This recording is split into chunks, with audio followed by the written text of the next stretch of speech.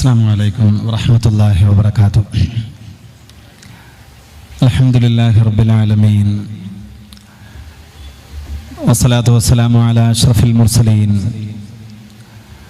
وعلى آله وصحبه أجمعين. أما بعد، أعوذ بالله من الشيطان الرجيم. بسم الله الرحمن الرحيم. فكيف إذا جئنا من كل أمة بشهيد وجئنا بك على هؤلاء شهيدا. صدق الله العظيم. വളരെ ബഹുനിരായ വേദിയിലിരിക്കുന്ന ഉസ്താദുമാർ, സദസ്സിൽ സമ്മേളിച്ചിട്ടുള്ള ബഹുവന്യ വ്യക്തിത്വങ്ങൾ, രക്ഷിതാക്കൾ, സഹോദരി സഹോദരന്മാർ, വിദ്യാർത്ഥിനികൾ, മഹിതമായ വിശുദ്ധ ഖുർആൻ പാരായണ മത്സര ചടങ്ങ് സമാപിച്ച് നമ്മൾ പ്രിയങ്കരനായ സിറാജുദ്ദീൻ ഖാസിമി ഉസ്താദിൻ്റെ പ്രഭാഷണത്തിനും അതുമായി ബന്ധപ്പെട്ട ചടങ്ങുകൾക്കും വേണ്ടി കാത്തിരിക്കുകയാണ്. ചെറിയ സമയം മാത്രം സംസാരിച്ച് ഇൻഷാ അല്ലാഹ് വിട പറയാം. അല്ലാഹു സുബ്ഹാനഹു വ തആല ശൈഖുന ശംസുൽ ഉലമായുടെ പൊരുത്തം ലഭിക്കുന്ന, അവരുടെ മദദ് ലഭിക്കുന്ന, അവരുടെ മുഹിബ്ബീങ്ങളിൽ അല്ലാഹു നമ്മയൊക്കെ ഉൾപ്പെടുത്തി തെരുമാറാവട്ടെ എന്ന് ആമുഖമായി ദുആ ചെയ്യുന്നു. അഭിവന്യരായ ശൈഖുനായുടെ ഉറൂസിനോടനുബന്ധിയായാണ് നമ്മൾ ഇത്തരത്തിലുള്ള അറിവിൻ്റെ സദസ്സുകളും വിശുദ്ധ ഖുർആൻ പാരായണ മജ്ലിസുകളും സംഘടിപ്പിച്ചിട്ടുള്ളത്. ശംസുൽ ഉലമ വഫാത്തായപ്പോൾ അദ്ദേഹത്തെക്കുറിച്ച് സയ്യിദ് മുഹമ്മദ് അലി ശിഹാബ് തങ്ങൾ പറഞ്ഞു വെച്ച ഒരു അഭിപ്രായം, വിശുദ്ധ ഖുർആന്റെ ആഴമറിഞ്ഞ പണ്ഡിതൻ എന്നാണ്. വളരെ ധിഷണാശാലിയായ, വിദേശത്ത് ചെന്ന് ഇസ്ലാമിക ആത്മീയ പഠനത്തിൽ അഗാധ തലത്തിൽ പരിജ്ഞാനം നേടിയിട്ടുള്ള സയ്യിദ് മുഹമ്മദ് അലി ശിഹാബ് തങ്ങൾ ശൈഖുന ശംസുൽ ഉലമായെ വിലയിരുത്തിയിട്ടുള്ളത് വിശുദ്ധ ഖുർആന്റെ ആഴമറിഞ്ഞ പണ്ഡിതൻ എന്നാണെങ്കിൽ, ഇന്ന് നമുക്കറിയാം ശംസുൽ ഉലമയുടെ ചാരത്ത് അള്ളാഹുവിൻ്റെ വിശുദ്ധ കലാം മനഃപ്പാഠമാക്കാൻ കുട്ടികൾ ഒത്തുചേരുകയും അദ്ദേഹം ആത്മീയമായി ഇന്നും നേതൃത്വം നൽകിക്കൊണ്ടിരിക്കുന്ന, 10-20 കൊല്ലക്കാലം ഭൗതികമായും നേതൃത്വം നൽകിയ ജാമിയ ദാറുസ്സലാം വിശുദ്ധ ഖുർആനുമായി ബന്ധപ്പെട്ട പഠനങ്ങൾക്ക് അദ്ദേഹത്തിൻ്റെ വിയോഗാനന്തരം പ്രത്യേകം പ്രാധാന്യം നൽകുകയും വിശുദ്ധ ഖുർആൻ അനുബന്ധിയായ വിജ്ഞാനീയങ്ങൾക്ക് കേരളത്തിലെ മറ്റിതര സ്ഥാപനങ്ങളിൽ കാണാത്ത പ്രാധാന്യം ദാറുസ്സലാമിൽ കേരളം ദർശിക്കുകയും വിശുദ്ധ ഖുർആനുമായി ബന്ധപ്പെട്ട സകല മേഖലകളിലും പ്രഥമമായ ചുവടുവെപ്പ് ദാറുസ്സലാം ആവണമെന്ന ഷാഢ്യം പോലെ ഖുർആന്റെ ഈ പാരായണ വിസ്മയ വിരുന്ന്, ഇങ്ങനെ ഒരു പ്രത്യേക മത്സരം മുസാബഖത്തു ഹലാവത്തിൽ ഖുർആൻ എന്ന പേരിൽ ആദ്യമായി ശൈഖുനായുടെ ചാരത്ത് വെച്ച് നടന്നതും യാദൃശ്ചികമാണ് എന്ന് പറയാവതല്ല. അത് ആ മനുഷ്യൻ, നമ്മുടെ ഓരത്ത് അന്തിയുറങ്ങുന്ന ഈ മഹാമനീഷി, അദ്ദേഹം വിശുദ്ധ ഖുർആനോട് കാണിച്ചിട്ടുള്ള താല്പര്യവും വിശുദ്ധ ഖുർആനുമായി ബന്ധപ്പെട്ട വിജ്ഞാനീയങ്ങൾക്ക് ഈ സമൂഹം കൂടുതൽ ശ്രദ്ധ പതിപ്പിക്കേണ്ടതിന് അദ്ദേഹം നൽകിയിട്ടുള്ള പ്രാധാന്യവുമാണ്. വിശുദ്ധ ഖുർആൻ ആഴത്തിൽ മനസ്സിലാക്കുന്ന ഒരാളെ സംബന്ധിച്ചിടത്തോളം വിശുദ്ധ ഖുർആൻ ആ വ്യക്തിക്ക് നൽകുന്ന 2 ലോക ജീവിതത്തെയും നേട്ടങ്ങൾ വിശുദ്ധ ഹദീസുകളിൽ നമ്മൾ ഒട്ടേറെ മനസ്സിലാക്കിയവരാണ്.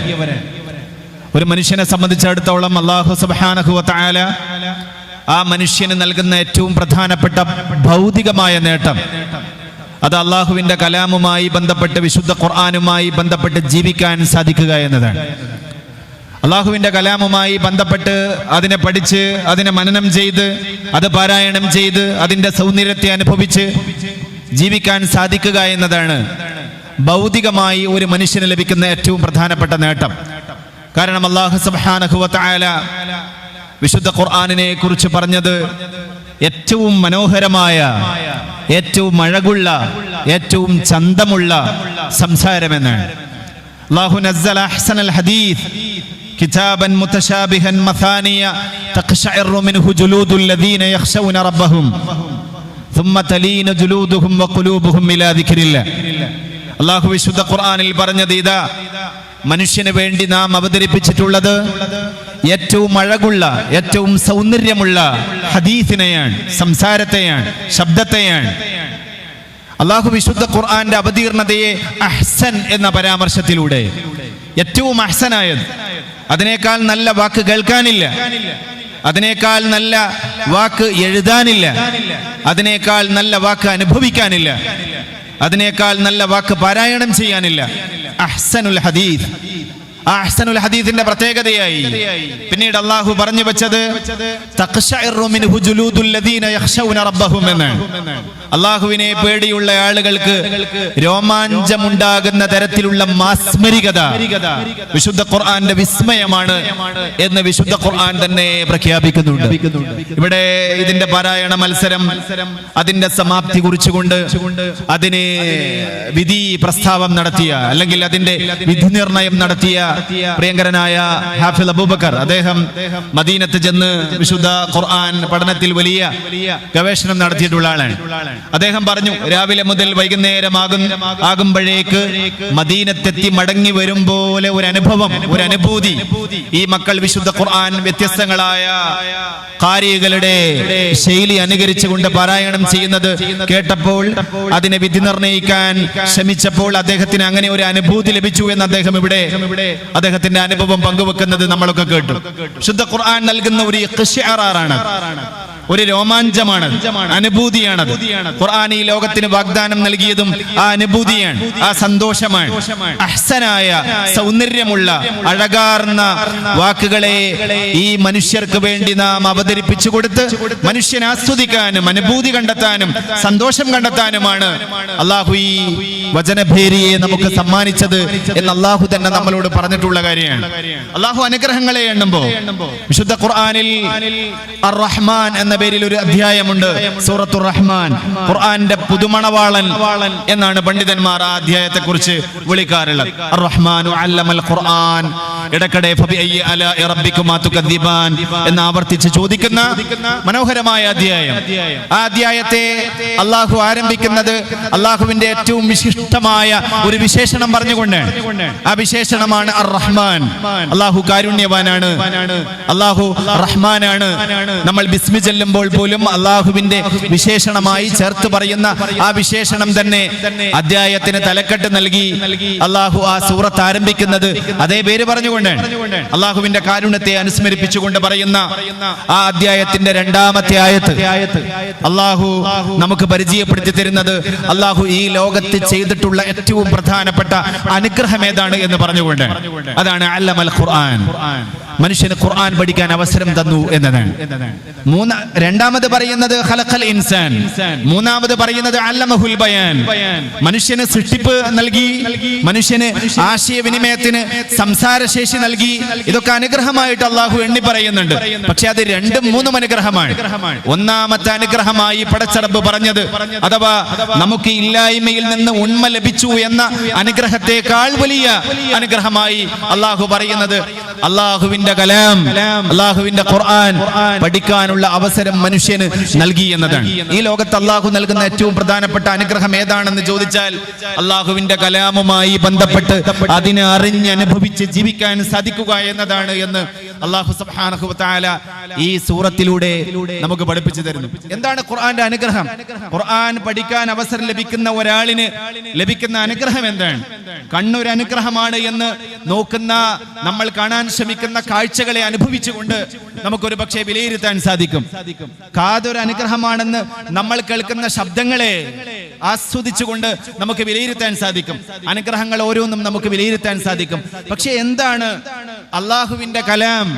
അത് പഠിക്കാൻ സാധിക്കുക എന്നതാണ് ഈ ലോകത്ത് ഒരു മനുഷ്യന് ലഭിക്കുന്ന ഏറ്റവും വലിയ അനുഗ്രഹം എന്നെങ്ങനെയാണ് നമ്മൾ മനുഷ്യർക്ക് മനസ്സിലാക്കാൻ സാധിക്കുക എന്ന ചോദ്യത്തിന്റെ ഉത്തരം ഖുർആൻ പഠിക്കൽ തന്നെയാണ്.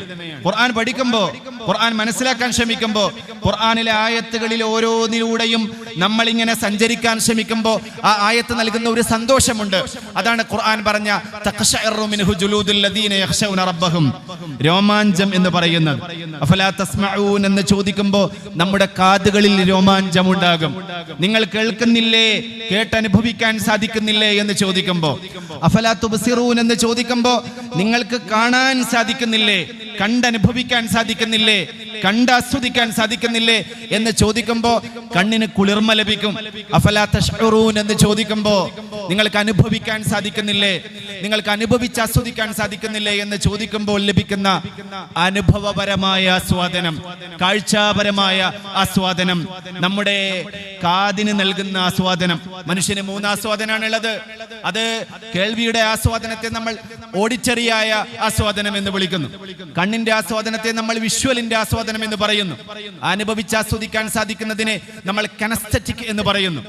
അനുഭവിച്ചാസ്വദിക്കുക, കണ്ടാസ്വദിക്കുക, കേട്ടാസ്വദിക്കുക, ഇതിനാണ് ഈ ഭൗതിക ലോകത്തെ ജീവിതം. പക്ഷെ എന്ത് കണ്ടുകൊണ്ടാണ് ആസ്വദിക്കേണ്ടത്, എന്ത് കേട്ടുകൊണ്ടാണ് ആസ്വദിക്കേണ്ടത്, എന്ത് അനുഭവിച്ചുകൊണ്ടാണ് ആസ്വദിക്കേണ്ടത് എന്ന് ചോദിച്ചാൽ അല്ലാഹു വിശുദ്ധ ഖുർആനിലെ സൂറത്ത് യൂനുസിൽ പറയുന്നത് ഖുൽ ബിഫദ്ലില്ലാഹി വബിറഹ്മതിഹി ഫബിദാലിക ഫലിയഫ്റഹു ഹുവ ഖൈറും മിമ്മാ യജ്മഊൻ.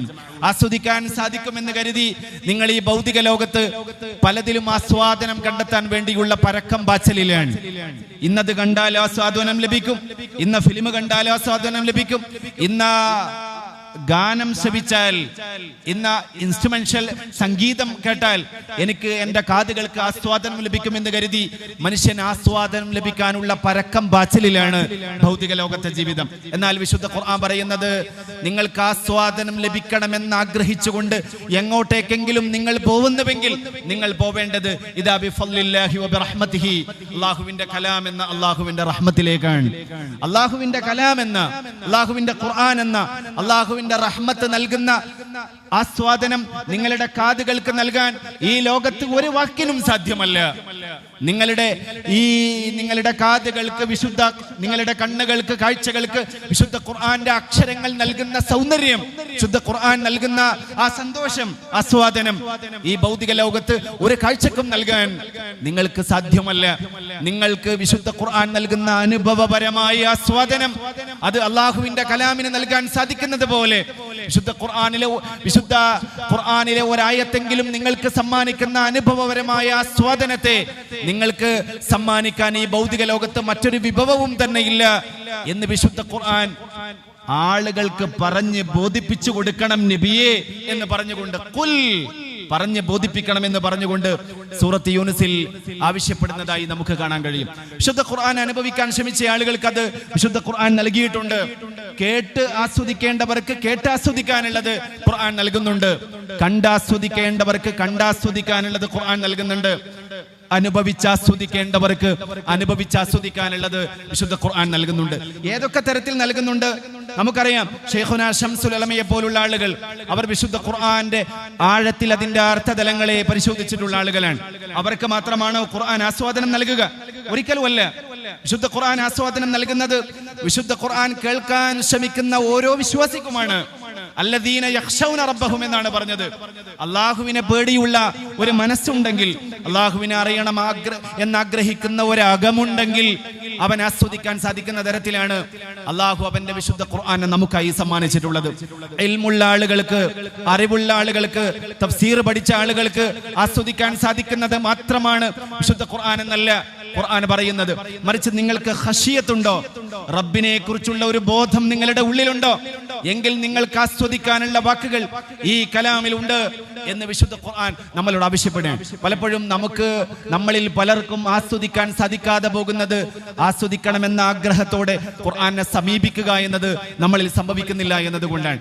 ഖുർആൻ ആസ്വദിക്കണമെന്ന ആഗ്രഹത്തോടെ നമ്മൾ സമീപിച്ചാൽ, നിങ്ങൾ ആലോചിച്ചു നോക്കൂ, ഇവിടെ രാവിലെ മുതൽ വൈകുന്നേരം വരെ ഖുർആന്റെ മത്സരം നടന്നു. ഈ മത്സരത്തിൽ പങ്കെടുത്തിട്ടുള്ള ആളുകൾ വിശുദ്ധ ഖുർആൻ മനഃപ്പാഠമാക്കുന്ന കുഞ്ഞുമക്കളാണ്. അവരെ സംബന്ധിച്ചിടത്തോളം ഖുർആനിലെ സൂറത്തുകൾ അവർക്കറിയാം, ഖുർആനിലെ ആയത്തുകൾ അവർക്കറിയാം. എന്നാൽ സാധാരണക്കാരായ ഇവിടെ സമ്മേളിച്ചിട്ടുള്ള ആളുകൾ അവരാലോചിച്ച് നോക്കൂ, വിശുദ്ധ ഖുർആനിലെ 114 അധ്യായങ്ങൾ ഉണ്ടെങ്കിൽ 114 അധ്യായങ്ങളുടെ പേരറിയുന്ന ആളുകൾ, 114 സൂറത്തുകളുടെ പേരറിയുന്ന എത്ര പേർ നമ്മുടെ കൂട്ടത്തിലുണ്ട് എന്ന് നിങ്ങൾ ആലോചിച്ച് നോക്കുക. എത്ര പുസ്തകങ്ങൾ നമ്മൾ വായിച്ചിട്ടുണ്ട്, ഒരുപാട് പുസ്തകങ്ങൾ നമ്മൾ വായിച്ചിട്ടുണ്ട്, ഒരുപാട് പുസ്തകങ്ങളിലെ അധ്യായങ്ങൾ നമ്മൾ പഠിച്ചിട്ടുണ്ട്, മനഃപ്പാഠമാക്കിയിട്ടുണ്ട്. പക്ഷെ അള്ളാഹുവിന്റെ കലാമിലെ 114 അധ്യായങ്ങളുടെ പേരറിയുന്ന ആളുകൾ നമ്മുടെ കൂട്ടത്തിൽ എത്ര പേരുണ്ട് എന്ന ചോദ്യത്തിന്റെ ഉത്തരമാണ് എന്തുകൊണ്ട് ഖുർആൻ നമ്മെ ആസ്വദിപ്പിക്കുന്നില്ല എന്ന ചോദ്യത്തിന്റെ ഉത്തരം. ഖുർആൻ നമ്മെ ആസ്വദിപ്പിക്കാത്തത് ഖുർആനിനെ സമീപിക്കേണ്ടതുപോലെ നമ്മൾ സമീപിക്കാത്തത് കൊണ്ടാണ്. ഖുർആന്റെ പേരുകൾ ഖുർആൻ നൽകിയത് നമ്മെ ആകർഷിക്കുന്ന തരത്തിലാണ്. ഗൗരവതരമായ പേരുകൾ ഖുർആന്റെ തലക്കെട്ടുകളായി അള്ളാഹു നൽകിയില്ല. ഖുർആനിലെ 1-ാമത്തെ അധ്യായത്തിന്റെ പേര് അൽ ഫാത്തിഹ എന്നാണ്. അൽ ഫാത്തിഹ എന്നാൽ തുടക്കം എന്നാണ്. തുടക്കം എന്ന് പറഞ്ഞാൽ എന്തിന്റെ തുടക്കം? അത് ഖുർആൻ പറയുന്നില്ല. എന്തിന്റെ തുടക്കം എന്ന് പറയുന്നില്ല. നമുക്കറിയാം, തമ്മിലിടഞ്ഞും അഹങ്കരിച്ചും കരൽ കൊത്തിപ്പറച്ചും കടിച്ചും പുളച്ചാർത്ത ഗോത്രക്കുറുമ്പിനെ, കാട്ടുഗ്രൗര്യങ്ങളെ ശാന്തി സങ്കീർത്തനമാക്കുന്നതിന്റെ തുടക്കമാണ് എന്ന് മലയാളിയായ അമുസ്ലിം കവിക്ക് എഴുതി വെക്കേണ്ടി വന്ന തുടക്കമാണ് അൽ ഫാത്തിഹ. പക്ഷേ അതിന്റെ തുടക്കം എന്ന് പറയുന്നില്ല. സ്ത്രീകൾ അടിച്ചമർത്തപ്പെട്ടിരുന്ന ഒരു സമൂഹത്തിൽ സ്ത്രീക്ക് സ്വത്തവകാശമുണ്ടെന്ന് പറയുന്നതിന്റെ തുടക്കമാണ് അൽ ഫാത്തിഹ. പക്ഷെ അതിന്റെ തുടക്കം എന്ന് പറയുന്നില്ല. അടിമച്ചന്തയിൽ വിറ്റഴിക്കപ്പെടുന്ന മനുഷ്യന് മോചനം നൽകുന്നതിന്റെ തുടക്കമാണ് അൽ ഫാത്തിഹ. പക്ഷെ അതിന്റെ തുടക്കം എന്ന് പറയുന്നില്ല. അൽ ഫാത്തിഹ എന്നാണ് പറയുന്നത്. സകലർക്കുമുള്ള തുടക്കമാണത്. വിദേശത്ത് പോകുന്ന ഭർത്താവിനെ സ്നേഹത്തോടെ യാത്രയയക്കുമ്പോൾ ഒരു അൽ ഫാത്തിഹയാണ് നമ്മൾ വിളിക്കുക. ആ യാത്രയുടെ തുടക്കമാണ് അൽ ഫാത്തിഹ. നമ്മുടെ വീട്ടിൽ ഒരു ചടങ്ങുണ്ടാകുമ്പോ, നമ്മുടെ വീട്ടിൽ ഒരു സന്തോഷം ഉണ്ടാകുമ്പോ നമ്മളെല്ലാവരും ഒരുമിച്ച് അൽ ഫാത്തിഹ എന്ന് പറഞ്ഞുകൊണ്ടാണ് പാരായണം ചെയ്യുക. സകല സുഹൃത്തുക്കളുടെയും തുടക്കമാണ് അൽ ഫാത്തിഹ. ഖുർആനിലെ 1-ാമത്തെ അധ്യായത്തിന്റെ പേര് അൽ ഫാത്തിഹ എന്നാണ്.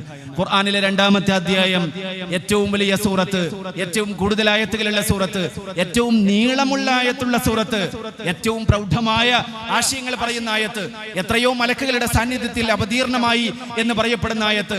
അത് പാരായണം ചെയ്യപ്പെടുന്ന വീട്ടിൽ പിശാചിന്റെ സാന്നിധ്യം ഉണ്ടാവില്ല എന്ന് മുഹമ്മദ് റസൂലുള്ളാഹി സ്വല്ലല്ലാഹു അലൈഹി വസല്ലം അടിവരയിട്ട് പറഞ്ഞ സൂറത്താണ് സൂറത്തുൽ ബഖറ.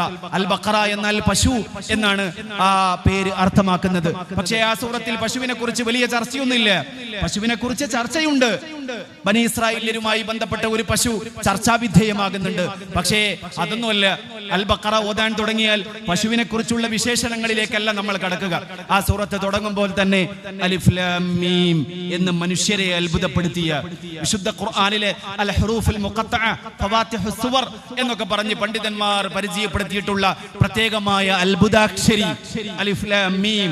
എന്താണ് അലിഫ് ലാം മീം എന്നത് ഇന്നും വ്യാഖ്യാനിക്കപ്പെട്ടുകൊണ്ടിരിക്കുന്ന, അല്ലെങ്കിൽ അല്ലാഹു അലമു ബിമുറാദിഹി എന്ന് പൊതുവെ പണ്ഡിതന്മാർ പറയാറുള്ള സൂക്ഷ്മമായ അർത്ഥതലങ്ങൾ അന്വേഷിച്ച് പണ്ഡിതന്മാർ അത്ഭുതപ്പെട്ടിട്ടുള്ള വിശുദ്ധ ഖുർആനിലെ പ്രത്യേകമായ 14 അക്ഷരങ്ങൾ അല്ലാഹു സുബ്ഹാനഹു വ തആല പ്രത്യേകമായി സംവിധാനിച്ച ആ അത്ഭുതാക്ഷരി കൊണ്ടാണ് അൽ ബഖറ തുടങ്ങുന്നത്. പശുവിനെ കുറിച്ച് പറഞ്ഞുകൊണ്ടല്ല.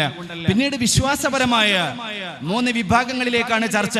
ആദ്യം വിശ്വാസികളെ പറയുന്നു, പിന്നെ സത്യനിഷേധികളെ പറയുന്നു, പിന്നെ വിശ്വാസ കപടന്മാരെ പറയുന്നു. ഇപ്പോഴൊന്നും പശുവിനെ കുറിച്ചുള്ള ചർച്ച വരുന്നില്ല. അങ്ങനെ ചർച്ച കുറെ കഴിഞ്ഞ് ജൂതന്മാരുടെ ഹിസ്റ്ററിയിലേക്ക് കടക്കുമ്പോൾ മാത്രമാണ് അവിടെ ഒരു പശു പരാമർശ വിധേയമാകുന്നത്. എന്തുകൊണ്ട് അൽ ബഖറക്ക് ജൂതന്മാരുടെ ചരിത്രം എന്ന് പേര് വെച്ചില്ല? നമുക്ക് അന്വേഷിക്കാവുന്നതാണ്. എന്തുകൊണ്ട് സൂറത്തുൽ ബഖറയിലാണ് പലിശയെ അതിനിഷിദ്ധമായി വിമർശിക്കുന്ന വചനമുള്ളത്? സൂറത്തുൽ ബഖറയിലാണ്. എന്തുകൊണ്ട് സൂറത്തുൽ ബഖറക്ക് പലിശ എന്ന് പേര് വെച്ചില്ല? ഇസ്ലാമിക കച്ചവട നിയമങ്ങൾ വളരെ വിശദീകരിച്ച് തരുന്ന ആയത്താണ് ആയത്തുദ്ദൈൻ. ഇസ്ലാമിക കച്ചവട നിയമങ്ങൾ മാത്രമല്ല, ഇസ്ലാമിക് കോൺട്രാക്ട് ആക്ട് എന്ന് പറയപ്പെടുന്ന ആയത്താണ് ആയത്തുദ്ദൈൻ. ഒരു കരാർ എങ്ങനെയാണ് രൂപീകരിക്കേണ്ടത്, അതിലെങ്ങനെയാണ് സാക്ഷികൾ എഴുതേണ്ടത് എന്നടക്കം പരിചയപ്പെടുത്തുന്ന യാ അയ്യുഹല്ലദീന ആമനു ഇദാ തദായൻതും ബിദൈനിൻ ഇലാ അജലിൻ മുസമ്മൻ ഫക്തുബൂഹു വൽയക്തുബ് ബൈനകും കാതിബുൻ ബിൽ അദ്ൽ വലാ ബകാതിബുൻ എന്ന് പറഞ്ഞ് ഇങ്ങനെ എഴുത്തുകാരന്റെ വ്യവസ്ഥകളടക്കം വിശദീകരിച്ചു തരുന്ന ഏറ്റവും വലിയ ആയത്തുണ്ടായിട്ടും ഈ സൂറത്തിൽ ഇസ്ലാമിക് കോൺട്രാക്ട് ആക്ട് എന്ന് അള്ളാഹു പേര് നൽകിയില്ല. കാരണം അത് നിയമവിശാരദന്മാരുമായി ബന്ധപ്പെട്ട വിഷയമാണ്. പലിശ ഒരു നിശ്ചിത വിഭാഗവുമായി ബന്ധപ്പെട്ട വിഷയമാണ്.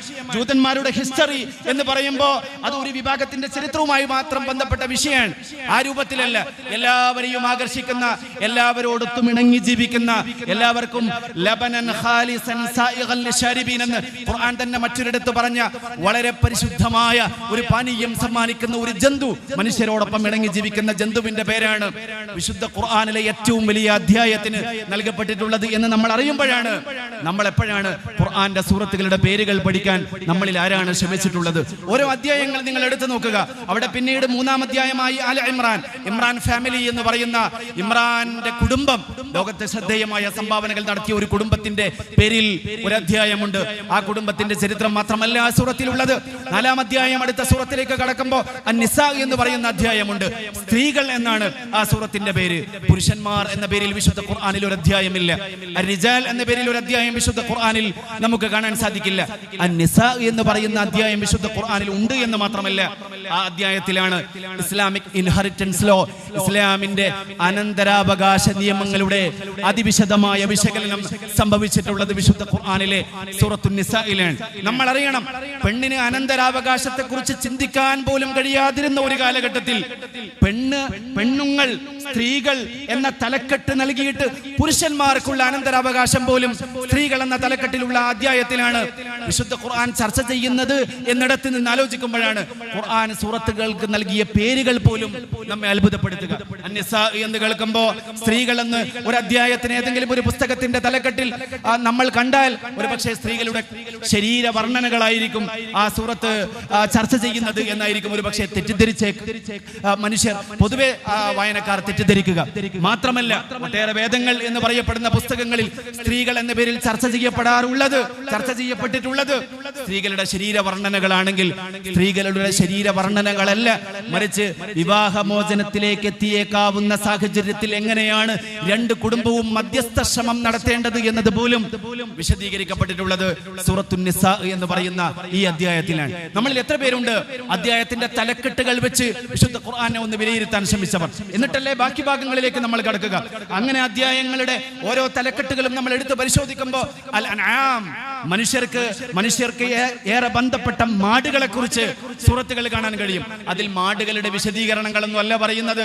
അൽ അൻആമിലാണ് ഇന്നല്ലാഹ ഫാലിഖുൽ ഹബ്ബി വൻ നബാ എന്ന് പറഞ്ഞുകൊണ്ട് വിത്ത് മുളച്ച് സസ്യങ്ങൾ പുറത്തു വരുന്നതിന്റെ ശാസ്ത്രീയതയിലേക്ക് പോലും മനുഷ്യന്റെ ശ്രദ്ധ ക്ഷണിക്കുന്ന അധ്യായത്തിന് വിശുദ്ധ ഖുർആൻ നൽകിയിട്ടുള്ള പേര് അൽ അൻആം എന്നാണെങ്കിൽ അതിന് തൊട്ട് മുമ്പുള്ള അധ്യായം അൽ മാഇദ, ഡൈനിങ് ടേബിൾ അല്ലെങ്കിൽ സുപ്ര എന്നൊക്കെ അർത്ഥം നൽകാവുന്ന അൽ മാഇദ എന്നാണ്. സുപ്രയെ കുറിച്ചും ഡൈനിങ് ടേബിളിൽ ഒരുങ്ങി നിൽക്കുന്ന ഡെലീഷ്യസ് ആയിട്ടുള്ള ഭക്ഷ്യവിഭവങ്ങളെ കുറിച്ചൊന്നുമല്ല ആ സൂറത്തിലുള്ളത്. ആ സൂറത്തിൽ ഒരു മാഇദ ചർച്ചീഭവിക്കുന്നുണ്ട് എന്ന് മാത്രമേ ഉള്ളൂ. പക്ഷേ സൂറത്തിന്റെ പ്രമേയം അതല്ല. പക്ഷേ മനുഷ്യനെ ആകർഷിക്കുന്ന തരത്തിലാണ്, കേൾവിക്കാരെ, ശ്രോതാക്കളെ, വായനക്കാരെ ആകർഷിക്കുന്ന തരത്തിലാണ് വിശുദ്ധ ഖുർആനിലെ ഓരോ സൂറത്തുകളുടെയും അധ്യായങ്ങൾക്ക് പേര് നൽകപ്പെട്ടിട്ടുള്ളത്. അതിങ്ങനെ നമ്മൾ ചർച്ച ചെയ്തുകൊണ്ടിരിക്കവേ നമുക്ക് മറിയം ബീവിയുടെ പേരിൽ ഒരു അധ്യായം കാണാൻ കഴിയും. യൂനുസ് നബി അലൈഹിസ്സലാമിന്റെ പേരിൽ ഒരു അധ്യായം കാണാൻ കഴിയും. ലോകത്ത് ഏറ്റവും പ്രതിസന്ധിയുടെ പാരമ്യതയെ അനുഭവിക്കേണ്ടി വന്ന ഒരു ചെറുപ്പത്തെ അഭിമുഖീകരിച്ച് ജീവിച്ച് തീർത്ത ജീവിതത്തിന്റെ ഉടമയായ യൂസുഫ് നബി അലൈഹിസ്സലാമിന്റെ പേരിൽ ഒരു അധ്യായം കാണാൻ കഴിയും. എന്നാൽ അതിനിടയിൽ നമുക്ക് അന്നംല് എന്ന് പറഞ്ഞ് ഉറുമ്പ് എന്ന പേരിൽ ഒരു ഉറുമ്പിൽ നിന്ന് എത്രമാത്രം ലോകം അടക്കി ഭരിച്ച രാജാവ് ഒരു ഉറുമ്പിൽ നിന്ന് വലിയ അധ്യായങ്ങൾ പഠിച്ച ഏറ്റവും ദുർബലമെന്ന് നമ്മൾ കരുതുന്ന ഏറ്റവും ദുർബലമായിട്ടുള്ള ജന്തുക്കളിൽപ്പെട്ടത് എന്ന് നമ്മൾ കരുതുന്ന ഒരു ഉറുമ്പിൽ നിന്ന് ലോകം മുഴുവൻ അടക്കി ഭരിച്ച സുലൈമാൻ നബി അലൈഹിസ്സലാം വലിയ പാഠങ്ങൾ പഠിക്കുന്ന കഥയെ, സുലൈമാൻ നബി അലൈഹിസ്സലാമിൽ നിന്ന് വലിയ പാഠങ്ങൾ ഉറുമ്പ് പഠിക്കുന്ന കഥയെ, ആ ഉറുമ്പ് തന്റെ അനുയായി വൃന്ദത്തെ നയിക്കുന്നതിന്റെ ലീഡർഷിപ്പിനെ കുറിച്ചൊക്കെ പരിചയപ്പെടുത്തുന്ന അൻ-നംല് എന്ന് പറയുന്ന ഉറുമ്പിന്റെ അധ്യായം കാണാൻ കഴിയും. അൻ-നഹ്ല് എന്ന് ആൺതേനീച്ച എന്ന് തലക്കെട്ട് നൽകി പെൺതേനീച്ചയെ കുറിച്ച് പറയുന്ന അൻ-നഹ്ല് എന്ന് പറയുന്ന പറയുന്ന സൂറത്ത് നമുക്ക് കാണാൻ കഴിയും. അൽ അൻകബൂത്ത് എന്ന് പറഞ്ഞുകൊണ്ട് ഇന്നാ ഉഹനൽ ബുയൂതി ലബൈത്തുൽ അൻകബൂത്ത് എന്ന് അന്ന് വിശുദ്ധ ഖുർആൻ പറയുമ്പോൾ ഇന്നത്തെ പോലെ മനുഷ്യൻ പഠിച്ചിരുന്നില്ല. ഏറ്റവും ദുർബലമായ കുടുംബ ജീവിതം നയിക്കുന്ന ജന്തു വിഭാഗമാണ് അൻകബൂത്ത് എന്ന് അന്ന് വിശുദ്ധ ഖുർആൻ പറയുമ്പോൾ അന്നത്തെ സമൂഹത്തിന് അറിയില്ലായിരുന്നു.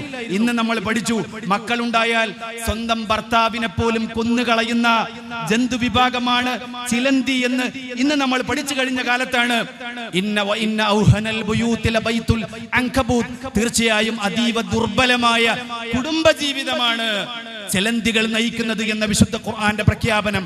ഒരുപക്ഷേ ഒരളവോളം നമ്മൾ പഠിച്ചത് ചിലന്തിയുടെ വീട് ദുർബലമാണ് എന്ന് മാത്രമാണ്. എന്നാൽ ചലന്തിയുടെ വീട്, ആ വീടിന്റെ ദുർബലത മാത്രമായിരുന്നു നമ്മൾ മനസ്സിലാക്കിയത്. എന്നാൽ അതിന്റെ കുടുംബ ജീവിതത്തിന്റെ ദുർബലത പോലും മനസ്സിലാക്കുന്ന ഒരു കാലഘട്ടത്തിലാണ് വിശുദ്ധ ഖുർആൻ തീർച്ചയായും നമുക്ക് അറിവ് മാത്രമല്ല സമ്മാനിക്കുക, നമ്മുടെ ജീവിതത്തെ വഴി നടത്താൻ, നമ്മുടെ ജീവിതത്തിന് ആസ്വാദനം നൽകാൻ, നമ്മുടെ കാതുകൾക്ക് ആസ്വാദനം നൽകാൻ, നമ്മുടെ അനുഭവങ്ങൾക്ക് ആസ്വാദനമേകാൻ സാധിക്കുന്ന അഹ്സനുൽ ഹദീസാണ് പടച്ചറബ് നമുക്ക് സമ്മാനിച്ചിട്ടുള്ളത്. അതിൽ ആഴത്തിൽ അറിവ് നേടിയ മഹാപണ്ഡിത വരേണ്യരെ മാതൃകയാക്കി അവരുടെ ആത്മീയ നേതൃത്വത്തിൽ അൽഹംദുലില്ലാ ദാറുസ്സലാമിന്റെ കീഴിൽ ഒട്ടേറെ ഹിഫ്ള് സ്ഥാപനങ്ങൾ, ഹിഫ്ള് കഴിഞ്ഞ വിദ്യാർത്ഥികൾക്ക് ഉപരിപഠനം നടത്താൻ തർഖിയത്തുൽ ഹുഫാൽ എന്ന പേരിൽ വളരെ ശ്രദ്ധേയമായ സംരംഭം. ഇത്തരത്തിലുള്ള സംരംഭങ്ങൾക്കൊക്കെ കേരളത്തിൽ പ്രഥമമായി അതിന്റെ തുടക്കം നിർവഹിക്കാൻ സാധിച്ചത്, അതിനെ മാതൃകയാക്കി പിന്നീട് ഒരുപാട് സ്ഥാപനങ്ങൾ കേരളത്തിൽ വന്നിട്ടുണ്ടെങ്കിലും ഇന്നും 300ഓളം ഹാഫിളുകളായ വിദ്യാർത്ഥികൾ ഖുർആനിക വിജ്ഞാനീയങ്ങളിൽ ഉപരിപഠനം നടത്തുന്ന സ്ഥാപനത്തിന് ദാറുസ്സലാമിന് ശൈഖുനാ ശംസുൽ ഉലമക്ക് നേതൃത്വം നൽകാൻ സാധിക്കുന്നു എന്നതൊക്കെ ഏറെ ചാരിതാർത്ഥ്യം ഉണ്ടാക്കുന്ന കാര്യമാണ്. എന്റെ സമയം അവസാനിച്ചതുകൊണ്ട് ഞാൻ എന്റെ വാക്കുകൾ അവസാനിപ്പിക്കുകയാണ്. അല്ലാഹു സുബ്ഹാനഹു വ തആല വിശുദ്ധ ഖുർആന്റെ തണലിലായി ശൈഖുനാ ശംസുൽ ഉലമ കാണിച്ചു തന്ന വഴിയിലായി ജീവിക്കാൻ നമുക്കൊക്കെ അല്ലാഹു തൗഫീഖ് പ്രദാനം ചെയ്യുമാറാവട്ടെ എന്ന് ദുആ ചെയ്തുകൊണ്ട് അവസാനിപ്പിക്കുന്നു. വാഖിറു ദഅവാന അൽഹംദുലില്ലാഹി റബ്ബിൽ ആലമീൻ. വസ്സലാമു അലൈക്കും വറഹ്മത്തുള്ളാഹി വബറകാതുഹു.